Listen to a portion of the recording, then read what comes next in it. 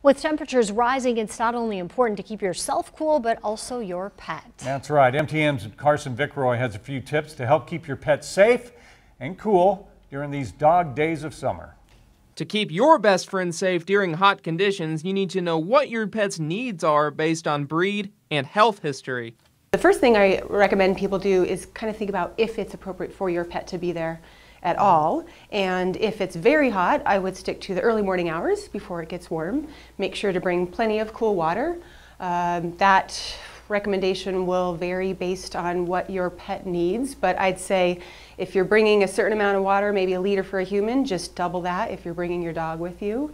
You also need to consider where your pet will be walking. If you're going on hot surface, maybe bring booties because we see a lot of pad injuries, pad lacerations, particularly if you're going anywhere with asphalt or some metal surface or something that's dark. If it's too hot for you to stand out there with your sandals, it's probably too hot for them to stand directly with their paws. If you have a dog that stays outside most of the day, make sure they have plenty of shade and water.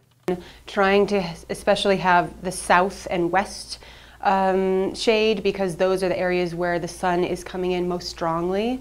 Having water available at all times. If your pet shows signs of heat exhaustion, get them inside immediately, and if the symptoms get worse, get them to the vet right away. If you discover all of a sudden that they seem very hot, they're panting, they're not rising, they're not acting as relaxed and happy to see you as they would be, and you've forgotten them in the car or you've forgotten them outside, then I think it's best to bring them inside and we take their temperature and see if there's something more that needs to be done.